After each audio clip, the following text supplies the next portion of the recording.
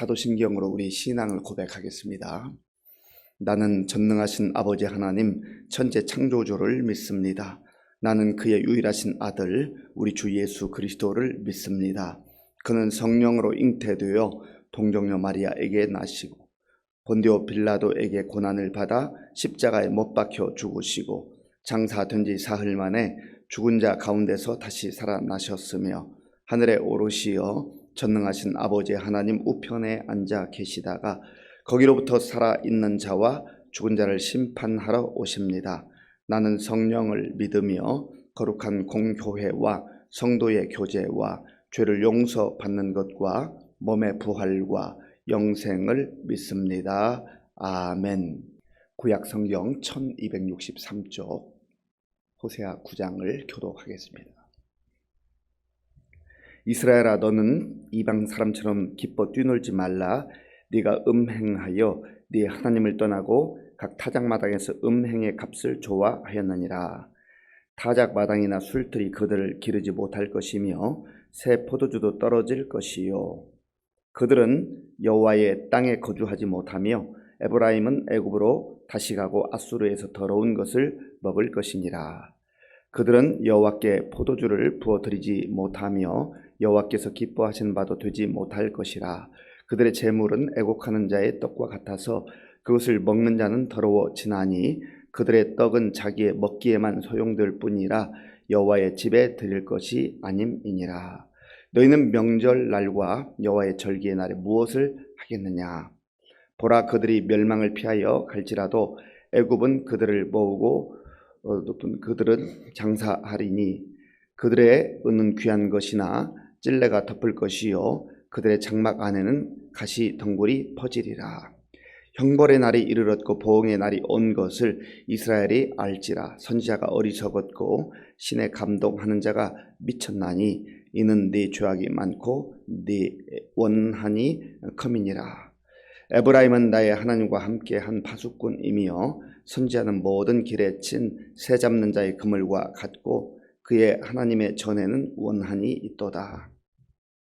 그들은 기브아의 시대와 같이 심히 부패한지라 여호와께서 그 악을 기억하시고 그 죄를 벌하시리라. 옛적에 내가 이스라엘을 만나기를 광야에서 포도를 만남같이 하였으며 너희 조상들을 보기를 무화과 나무에서 처음 맺힌 첫 열매를 범같이 하였거늘 그들이 바알 부올에 가서 부끄러운 우상에게 몸을 들이므로 저희가 사랑하는 우상같이 가증하여 졌도다. 에브라임의 영광이 새같이 날아가리니 해산하는 것이나 아이 베는 것이나 임신하는 것이 없으리라. 혹 그들이 자식을 기를지라도 내가 그 자식을 없이 하여 한 사람도 남기지 아니할 것이라. 내가 그들을 떠나는 때에는 그들에게 화가 미치리로다. 내가 보건대 에브라임은 아름다운 곳에 심긴 두루와 같으나 그 자식들을 살인하는 자에게로 끌어내리로다. 여호와여, 그들에게 주소서. 무엇을 주시려 하나이까? 아이 베지 못하는 태와 젖 없는 유방을 주시옵소서. 그들의 모든 악이 길갈에 있으므로 내가 거기에서 그들을 미워하였노라. 그들의 행위가 악함으로 내 집에서 그들을 쫓아내고 다시는 사랑하지 아니하리라. 그들의 지도자들은 다 반역한 자니라. 에브라임은 매를 맞아 그 뿌리가 말라 열매를 맺지 못하나니 비록 아이를 낳을지라도 내가 그 사랑하는 태의 열매를 죽이리라. 그들이 듣지 아니하므로 내 하나님이 그들을 버리시리니 그들이 여러 나라 가운데에 떠도는 자가 되리라. 아멘. 하나님께서는 백성들이 기뻐하며 즐거움 가운데 살기를 원하십니다. 그래서 성경 곳곳에 보면 너희는 기뻐하라, 기뻐하라. 사도 바울도 항상 기뻐하라. 감옥에 있으면서조차도 항상 기뻐하라. 그렇게 본인도 기뻐했고 또 밖에 있는 성도들을 향하여서 선포하지 않았습니까? 그런데 오늘 말씀에 보면 기뻐하지 말라, 그런 말씀이 나와요. 자, 본문 1절 말씀 우리 함께 읽겠습니다. 이스라엘아, 너는 이방 사람처럼 기뻐 뛰놀지 말라. 네가 음행하여 네 하나님을 떠나고 각 타작 마당에서 음행의 값을 좋아하였느니라. 아멘. 기뻐하기를 원하시는 하나님께서 왜 호세아 선지자를 통하여서 이스라엘 백성들에게 기뻐 뛰놀지 말라 그렇게 말씀하셨을까요? 지금 이 1절, 2절 이 내용을 보면 이스라엘 백성들이 지금 추수 때를 맞이했습니다. 그래서 곡식 단을 모아놓고 우상 앞에서 마치 우상이 풍요를 내려주었다고 착각을 하고 거기에서 지금 제사를 드리는 그러한 모양을 취하고 있기 때문에 하나님께서는 너무나도 어리석은 이스라엘 백성들을 향하여서 기뻐 뛰놀지 말라 그렇게 말씀하신 것입니다.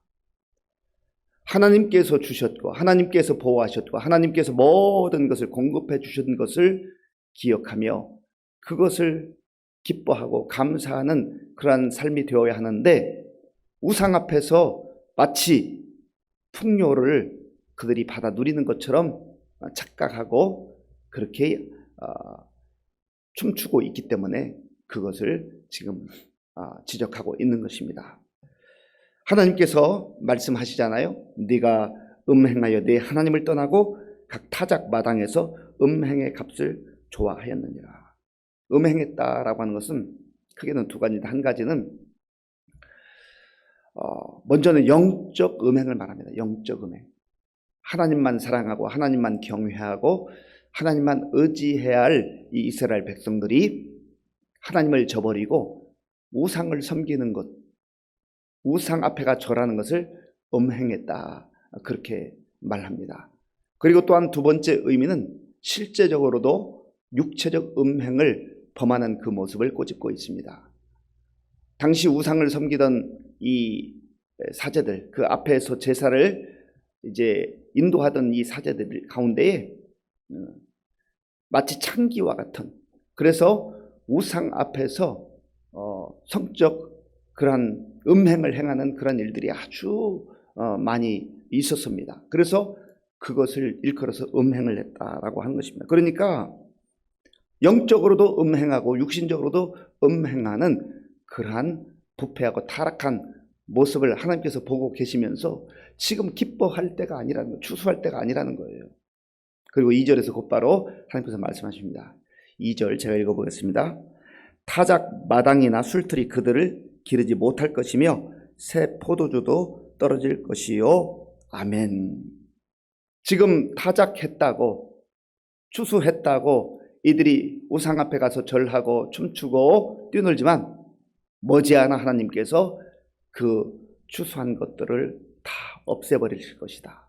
그리고 이제 하나님이 이 실제 곡식을, 이 열매들을 누가 주는지를 보여주실 것이다 하는 것이죠. 새 포도주가 떨어질 것이요. 없던 포도주도 생기고 없던 포도주도 공급해 주시기를 원하시는 하나님이시잖아요. 요한복음 2장에 보면 예수님께서 가나의 혼인잔치에 가셨습니다.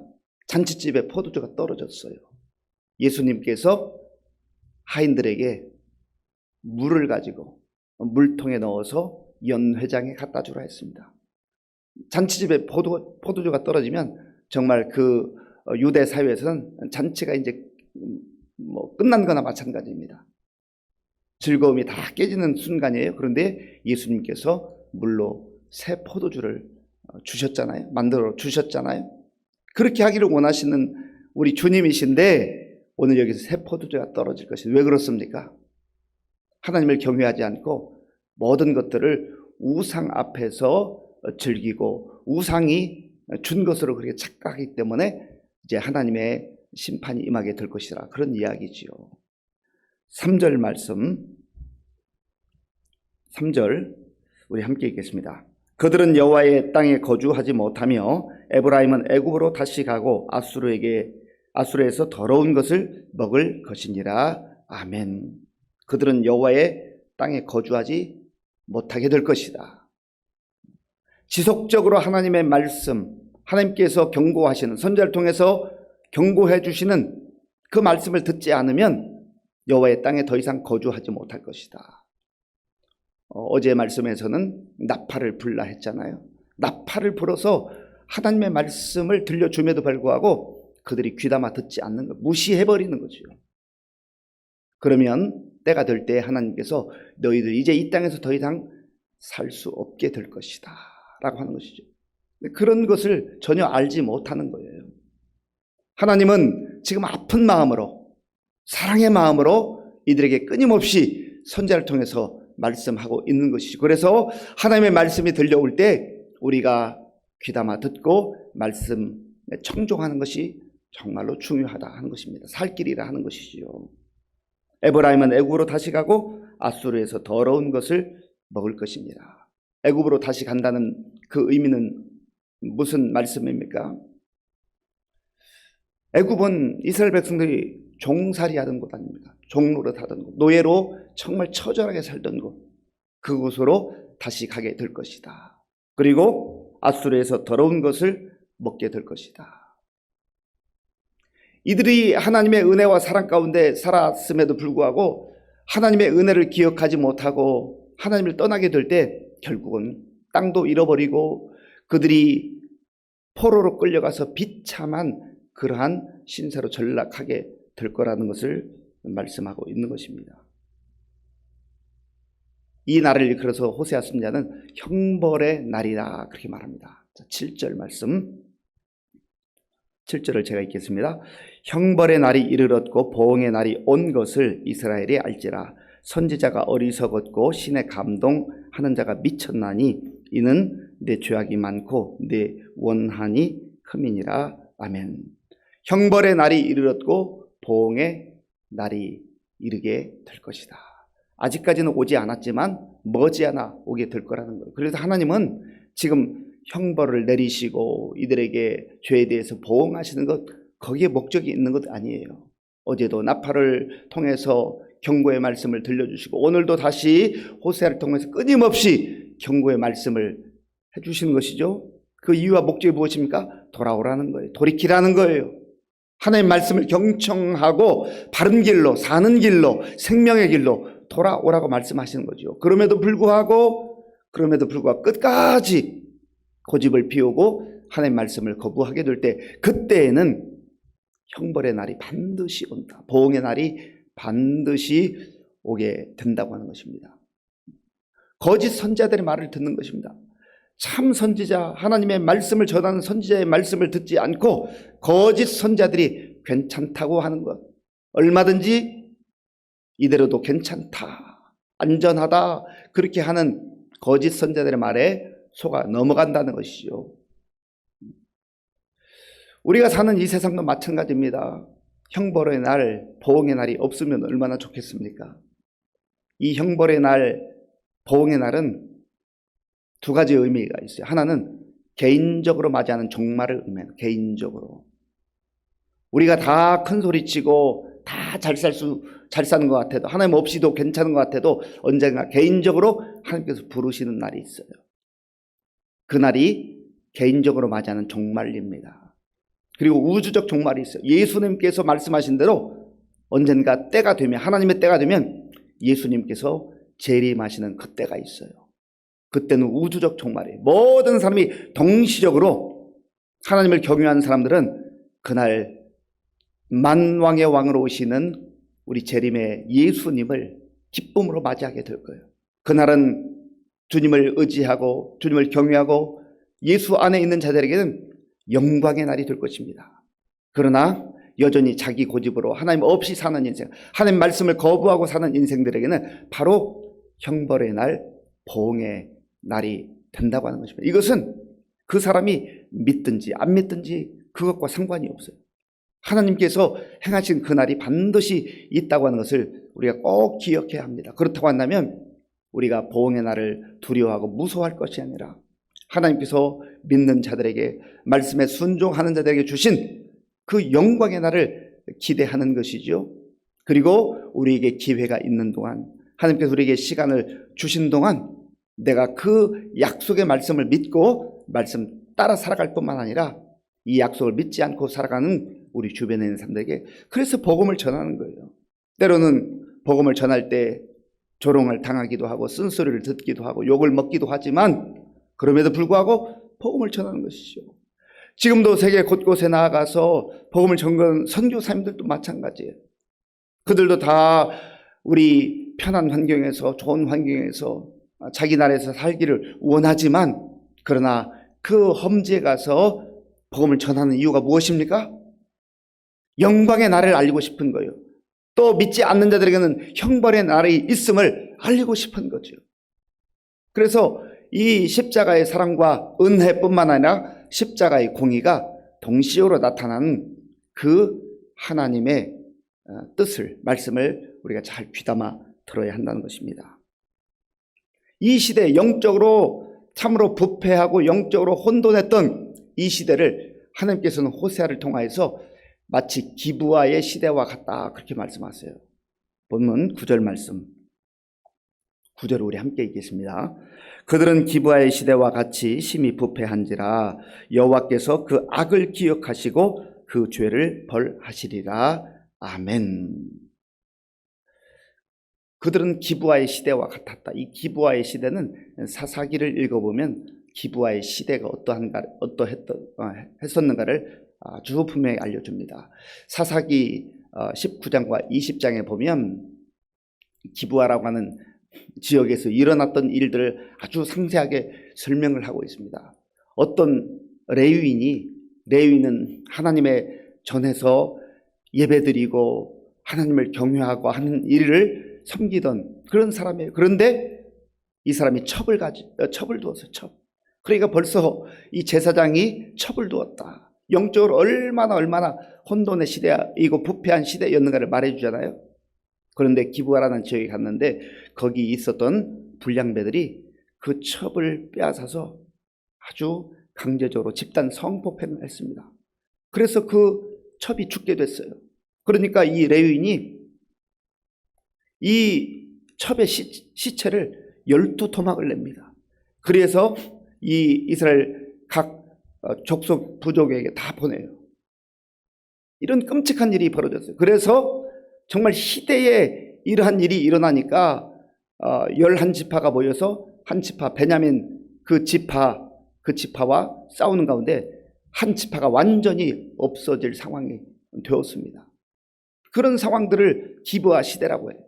그러니까 있어서는 안 되는 일들이, 먼저는 레위 지파의 사람이 영적으로 타락하고 도덕적으로 타락하고 그런 가운데서 아주 엄청난 일이 벌어지게 된 것이죠. 호세아 살았던 시대가 바로 그러한 시대와 같다. 그래서 사사기의 전체 주제는 그때 이스라엘의 왕이 없으므로 이스라엘 백성들이 자기 소견에 옳은 대로 하였더라. 하나님 없이 자기가 하고 싶은 대로 하고 살았다고 하는 것이 사사기 그 시대의 총주제입니다. 안타까운 상황이죠. 마치 그런 시대처럼 이 호세아가 살았던 시대도 하나님 없는 그런 것처럼, 하나님이 계시지 않은 것처럼 자기 마음대로 자기 뜻대로 살았다 하는 것이지요. 이렇게 되었을 때에 하나님께서 이제 호세아를 통해서 다시 한번 경고의 말씀을 하시죠. 10절 11절을 제가 읽겠습니다. 옛적에 내가 이스라엘을 만나기를 광야에서 포도를 만남같이 하였으며 너희 조상들을 보기를 무화과 나무에서 처음 맺힌 첫 열매를 봄같이 하였거늘 그들이 바알부올에 가서 부끄러운 우상에게 몸을 들임으로 저희가 사랑하는 우상같이 가증하여 졌도다. 에브라임의 영광이 새같이 날아가리니 해산하는 것이나 아이 베는 것이나 임신하는 것이 없으리라. 아멘. 하나님의 사랑과 은혜를 그렇게 받았던 이스라엘 백성들, 하나님 보시기에 정말 아름다웠던 이스라엘 백성들이 바알부올에 가서 부끄러운 일을 행했다. 그래서 이들에게 주셨던 영광이 새같이 날아가게 될 것이다. 주님께서 주셨던 그 은혜와 사랑과 영광이 다 떠나가 버린다는 거예요. 하나님 없이 살아도 잘 사는 것처럼 잠깐 보일 때가 있지만, 그러나 머지않아 그 영광이 다 떠나가 버립니다. 하나님이 떠나면 하나님의 은혜도 떠나고 하나님의 사랑도 떠나기 시작하는 것이죠. 그러면 그 인생은 피폐하게 되고 그 시대는 부패하게 되는 것입니다. 마지막 결론적 말씀 17절 말씀입니다. 17절. 그들이 듣지 아니하므로 내 하나님이 그들을 버리시리니 그들이 여러 나라 가운데에 떠도는 자가 되리라. 아멘. 무슨 말씀입니까? 지금 아직까지 기회가 있다는 거예요. 아직까지 기회가 있다는 거예요. 그들이 그러나 끝끝내 듣지 않으면, 고집을 피우고 하나님을 끝까지 받아들이지 않으면, 말씀을 받아들이지 않으면 결국에는 여러 나라 가운데서 떠들게 될 것이다 하는 것이 하나님의 말씀입니다. 사랑하는 성도 여러분, 오늘 이 시대와 크게 다르지 않습니다. 이 말씀을 오늘 우리에게 주시는 말씀으로 받고 예수 그리스도 안에서 말씀 따라 살아가는 삶이 가장 영광스러운 삶인 것을 기억하시고 믿음으로 살아가는 우리가 될 수 있기를 바랍니다. 그러나 하나님 없이도 얼마든지 잘 살 수 있다고 그렇게 여기는 사람들에게 또한 우리가 나아가서 복음을 증거함으로 그들도 하나님의 은혜 안에, 하나님의 영광 안에 들어와서 소망 가운데 살아갈 수 있도록 복음 전하는 저와 여러분들이 될 수 있기를 바랍니다. 아버지 하나님 감사합니다. 오늘 우리에게 주신 말씀을 마음에 깊이 새기며 영적으로 눈이 열려져서 이 시대를 볼 수 있도록 인도하여 주시옵소서. 그래서 하나님 없이 사는 어리석은 삶이 아니라 정말 하나님의 은혜 가운데, 하나님의 영광 가운데 살아가는 우리 모두가 되게 하여 주시옵소서. 예수님의 이름으로 기도하옵나이다. 아멘. 주기도문으로 예배를 마치겠습니다. 하늘에 계신 우리 아버지, 아버지의 이름을 거룩하게 하시며 아버지의 나라가 오게 하시며 아버지의 뜻이 하늘에서와 같이 땅에서도 이루어지게 하소서. 오늘 우리에게 일용할 양식을 주시고 우리가 우리에게 잘못한 사람을 용서하여 준 것 같이 우리 죄를 용서하여 주시고 우리를 시험에 빠지지 않게 하시고 악에서 구하소서. 나라와 권능과 영광이 영원히 아버지의 것입니다. 아멘. 하나님께서는 우리가 주 안에서 기뻐하며 즐거워하며 복되게 살기를 원하십니다. 그런데 하나님 없이 사는 삶은 기쁨, 진정한 기쁨을 누리지 못해요. 하나님 없이 사는 삶에는 이제 머지않아 하나님의 진노와 형벌이 임하게 될 것이다 하는 것을 우리가 기억하고 우리가 주님의 품을 떠나지 아니하고 정말 은혜 가운데 영광 가운데 담대하게 살아갈 수 있도록 기도하시고 또 우리 주변에 있는 사람들에게 오늘도 복음을 전하게 하여 주옵소서. 기도하시고 나라와 민족을 위해서 이 땅의 지도자들을 위해서 기도해 주시고 우리 교회의 많은 어르신들과 또 환우들을 위해서 기도해 주시기 바랍니다. 우리 다음 세대를 위해서 기도해 주시고 우리 캄보디아 단기 선교를 위해서 그리고 우리 군복무 중인 청년들 지금도 세계 곳곳에 나가 복음을 선교사님들 위해서 대신방과 그리고 오늘 저녁에 있는 금요 심야 기도를 위해서 기도하겠습니다. 아버지 하나님 감사합니다. 하나님께서 오늘도 우리에게 새 날을 주시고 하나님께 우리의 마음과 정성을 다하여 예배드릴 수 있도록 인도하여 주셔서 감사합니다. 하나님 안에 살아가고 하나님 말씀에 순종하는 삶이 가장 영광스럽고 복된 삶인 것을 기억하게 하여 주시옵소서. 하나님 아버지여 세상이 혼돈스러운 그러한 상황 가운데에서 우리가 살아가는 영적으로 우리의 눈이 열려지게 하셔서 정말 시대를 보게 하시고 하나님의 말씀을 우리의 마음에서 듣고 말씀 따라 꿋꿋하게 묵묵히 주의 길을 걸어가는 우리 모두가 될 수 있도록 인도하여 주시옵소서. 하나님 아버지 하나님께서 선지자 호세아를 통하여서 끊임없이 그 당대 백성들에게 하나님의 말씀을 들려주신 것입니다. 그들이 죄악된 길에서 회개하고 주님께 돌아와서 정말 하나님의 사랑과 하나님의 은혜와 하나님의 구원 가운데 살기 위하여서 하나님 말씀을 전하도록 하신 줄 믿습니다. 오늘 우리 이 시대에도 우리에게 주신 하나님의 말씀을 잘 귀담아 들을 뿐만 아니라 우리가 그 말씀대로 순종하며 살게 하시고 또 끊임없이 우리 역시 우리의 삶의 현장에서 복음을 전하며 살아갈 수 있도록 주님 도와주시옵소서. 하나님 아버지 하나님께서 우리에게 주시는 이 말씀을 정말 우리의 마음에 진리 생명으로